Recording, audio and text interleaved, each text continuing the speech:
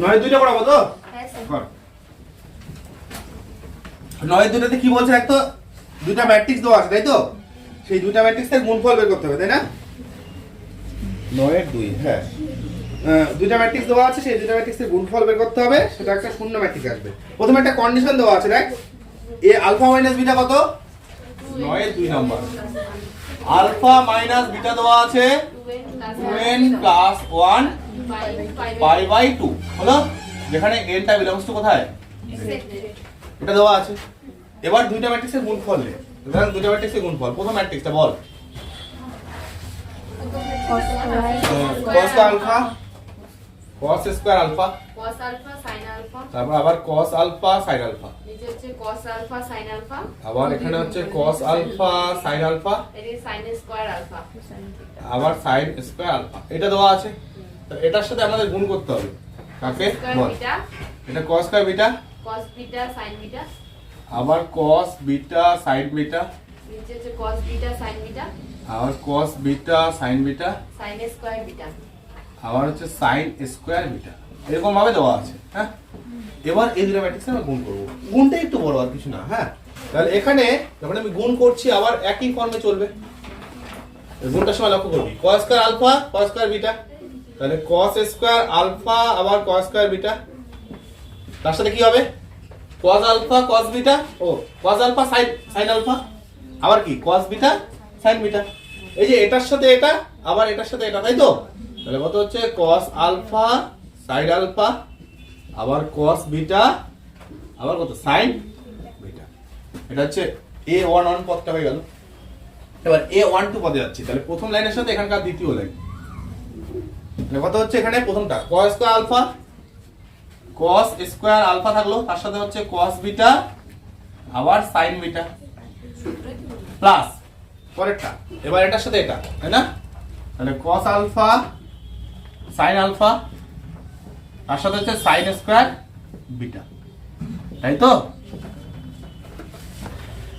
তাহলে r1 হয়ে গেল। এবার r2, এবার দ্বিতীয় লাইনের সাথে আবার প্রথমটা। তাহলে প্রথমটা হচ্ছে কি cos আলফা sin আলফা, তার সাথে হচ্ছে cos স্কয়ার বিটা প্লাস এটা sin স্কয়ার আলফা, আবার cos বিটা, আবার কত sin, ঠিক আছে? লাস্ট পদ এবার এটার সাথে আবার লাস্টেরটা, তাহলে কত cos আলফা sin আলফার সাথে গুণ হচ্ছে cos বিটা sin বিটা, তাই না? তাহলে cos আলফা sin আলফার সাথে গুণ হচ্ছে cos বিটা আবার sin বিটা প্লাস কি হবে বল? sin square alpha sin square beta, তাহলে sin স্কয়ার আলফা আবার sin স্কয়ার বিটা, এরকম। আচ্ছা, পরের লাইন। তাহলে টাকা এখানে কি হচ্ছে, যে যে cos square alpha cos square beta, একটা করে cos alpha cos beta common যাচ্ছে, দেখ cos আলফা cos বিটা, এখানেও cos আলফা cos বিটা পড়ে যাচ্ছে। হলো? হ্যাঁ, তাহলে কি হচ্ছে যদি আমরা cos alpha cos beta common নেই, cos আলফা cos বিটা যদি আমরা কমন নেই, কি পড়ে যাচ্ছে রে? দেখ cos alpha cos beta plus কত, প্লাস এখানে কি পড়ে থাকছে sin আলফা, তাহলে পড়ে থাকছে sin আলফা sin বিটা। হ্যাঁ,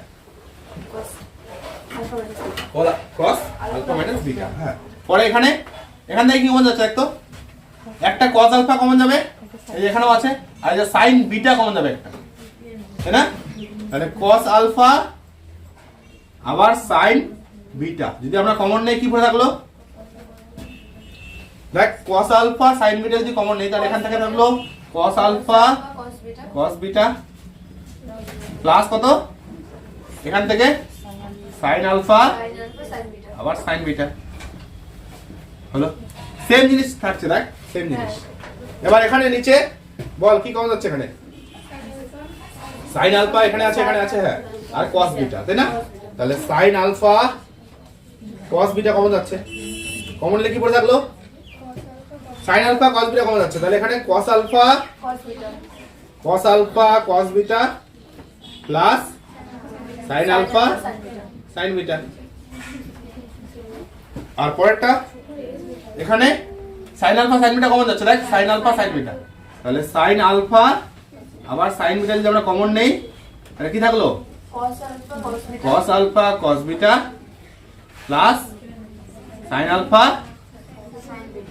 সাইন বিটা, এটা আচ্ছা দেখ এই ব্র্যাকেটের মধ্যে প্রত্যেকটা পার্টি সেম, কোন সূত্র এটা, cos alpha minus beta, cos a cos b plus sin a sin b, তাহলে cos of a minus b, তাহলে cos অফ এখানে কত আলফা মাইনাস বিটা, তাহলে যদি চারটাই সেম জিনিস হয় তাহলে আমরা কমন নিয়ে একবারে বাইরে নিয়ে আসতে পারি, তাহলে আমরা সূত্র ফেলে দিচ্ছি, এটা কি cos of alpha minus beta, তাই তো, এটা বাইরে নিয়ে আসলাম, তাহলে কি পড়ে থাকছে, দেখ cos আলফা মাইনাস বিটা বাইরে নিয়ে আসলাম, তাহলে এখানে পড়ে থাকছে cos আলফা cos বিটা, যেমন আমরা গুণ করলে প্রত্যেকটা পদেই গুণ করি, তাহলে বের করতে হলে সবগুলো পদেই কমন থাকতে হবে, হ্যাঁ, আর পরেরটা কত cos আলফা sin বিটা, পরেরটা এটা হচ্ছে sin আলফা cos বিটা, আবার পরেরটা এটা হচ্ছে sin আলফা sin বিটা, এই পর্যন্ত আমাদের অঙ্কটা আসলো। এবার এটাকে দেখাতে হবে আমাদের কি জিরো, তাই না, জিরো ম্যাট্রিক্স। এবার লক্ষ্য কর যে আমরা নির্দিষ্টভাবে যে এই যে পার্টটাকে এটাকে আমরা জিরো কিভাবে দেখাতে পারছি, দেখ যে আলফা মাইনাস বিটাটা দেওয়া আছে এটা, বুঝলা, এবার এই কন্ডিশনটা লাগবে, হ্যাঁ, তাহলে পাশে এখানে পাশে করবি, হ্যাঁ, যে কি হচ্ছে পিছন থেকে দেখতে পাবে না, আমি উপরে দিচ্ছি, হ্যাঁ, তাহলে আলফা মাইনাস বিটা লিখে দে, যেহেতু পাশে এখানে, হ্যাঁ, যেহেতু আলফা মাইনাস বিটা কত দেওয়া আছে, আলফা মাইনাস বিটা কত 2n প্লাস 1 পাই বাই কত 2, যেখানে n টা বিলংস টু হচ্ছে z।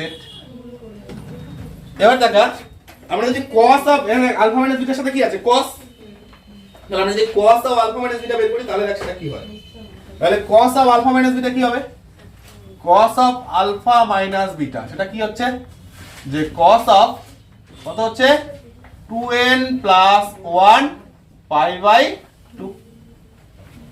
আচ্ছা cos এর যে অযুগ্ম গুণিতক, অযুগ্ম 90 এর গুণিতক, সেগুলো প্রত্যেকটাই কি হয়, দেখ যে ভ্যালুগুলো কোথায় কোথায় এখানে নিজে আগে চেক কর, ইন জেনারেল ফর্ম যদি মনে না থাকে এখানে চেক কর, প্রথমে n এর মানটা 0 বসা, z এর মান কত 0 plus minus 1 plus minus 2 plus minus 3 গুলো, তাহলে যদি 0 বসাস তাহলে কত হচ্ছে cos শুধুমাত্র পাই বাই 2, cos 90 ভ্যালু কত 0, তাহলে ভ্যালু 0 পাচ্ছিস। আচ্ছা যদি 1 বসাস, তাহলে যদি 1 বসিয়ে দিস তাহলে কত 2 পাই আর পাই 3 পাই, তাহলে cos 390, তাহলে cos 390 এরকম যদি বসিস তাহলে cos 390 প্লাস 0। আচ্ছা cos 390 প্লাস 0, 390 এর কারণে cosটা কি হয়ে যাবে sin, তাহলে হয়ে যাবে sin 0।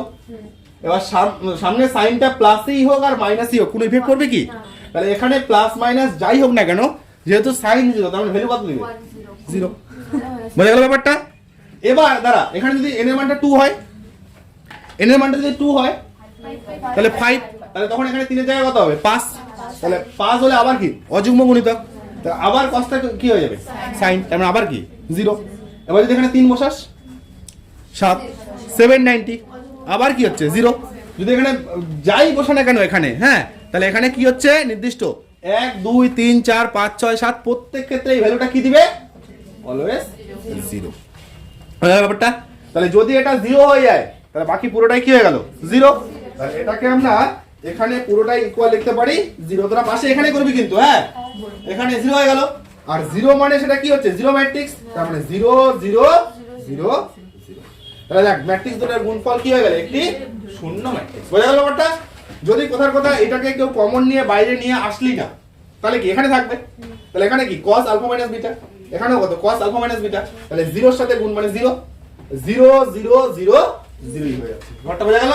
তাহলে এরকম ভাবে তাহলে দেখ যে ম্যাট্রিক্স দুটো ছিল তার গুণফল আমরা কি পেলাম একটি শূন্য ম্যাট্রিক্স, কোনো ডাউট তাই তো, বাস। হ্যাঁ কোন না ওদের সংক্ষিপ্ত পাঠটা হয়ে গেল, সংক্ষিপ্ত হয়ে যাক তোদের, ঠিক আছে, কয়েকটা বলে দিব শুধু, বেশিরভাগ তোরাই করবি বাড়িতে, ঠিক আছে। এখন 12-এ উঠে গেছিস না, এখন তুই গুরুত্ব সহকারে পড়বি, 11-এর মতো তুই ফাঁকি মারবি নাকি, এখন 12-এ গুরুত্ব সহকারে পড়বি, হ্যাঁ, দে প্রথম থেকে, হ্যাঁ না দেখ এবার।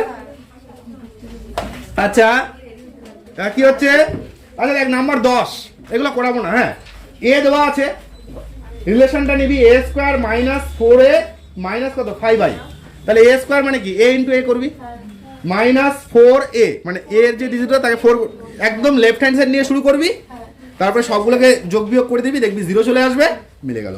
বোঝা গেল ব্যাপারটা? এবার নাম্বার 11 দেখ কি দেওয়া আছে, এ দেওয়া আছে a square plus 3a plus 5i, একদম সেম প্রসেস, যোগ করবি 0 পেয়ে যাবি।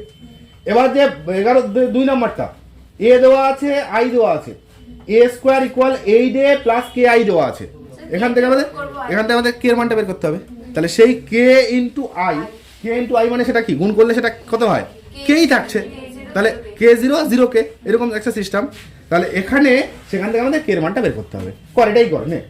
11 2 নম্বরটা সহজ অঙ্ক, হ্যাঁ না বাড়িতে করবি, ঠিক আছে বাড়িতেই করবি, পারবি এটাও, হ্যাঁ।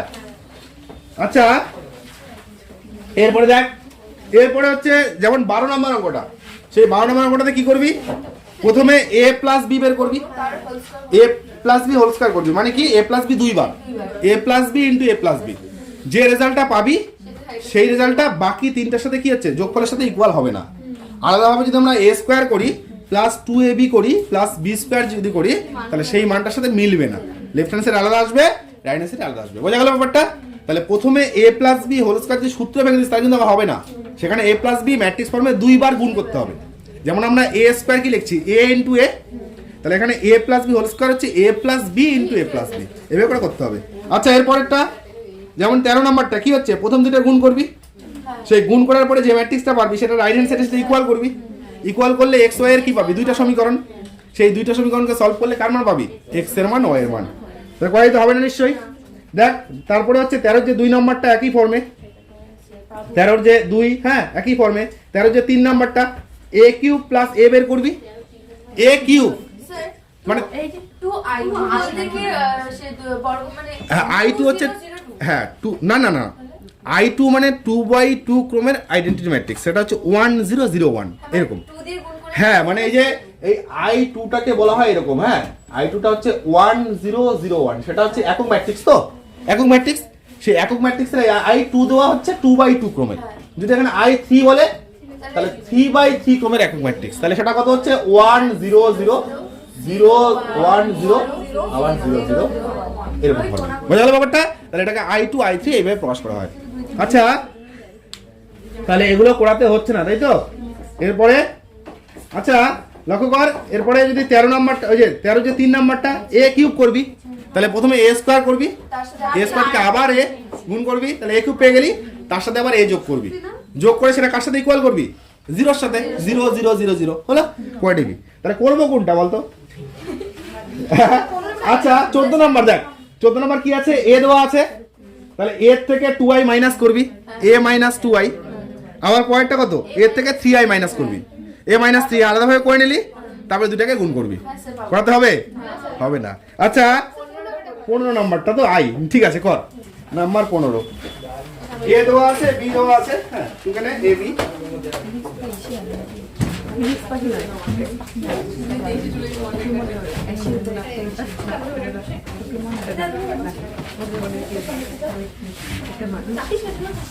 আচ্ছা a b দেওয়া আছে, a কত দেওয়া আছে আচ্ছা বলতো, 15 নম্বর না, a হচ্ছে কত 1 i মাইনাস i 1 তাই না, আর b কত দেওয়া আছে I minus 1 i minus 1 minus 1 minus i. Minus 1 minus i, এটা দেওয়া আছে।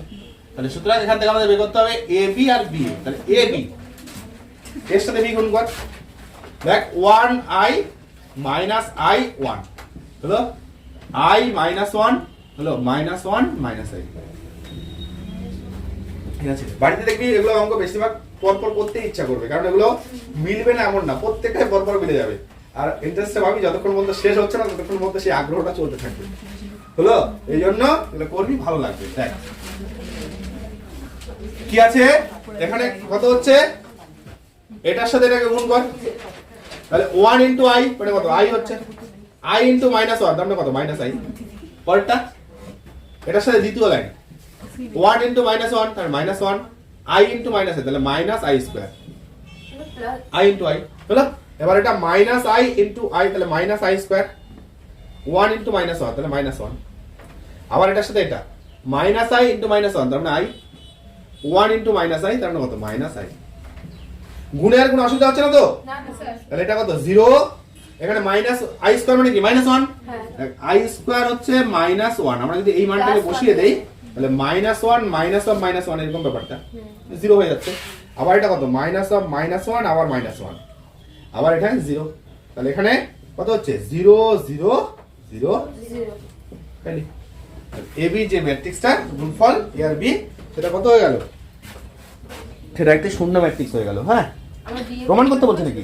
হ্যাঁ স্যার। তাহলে এ বি ও বি এর মান নির্ণয় করতে, এবার বি এর গুণ করে দে বি এ। তাহলে আগে বিটাকে রাখ, তাহলে আই -1 -1 আই এটা থাকলো, আর পরেরটা হচ্ছে 1 আই মাইনাস আই 1। কর কর কর হবে, প্রত্যেকের হবে। দেখ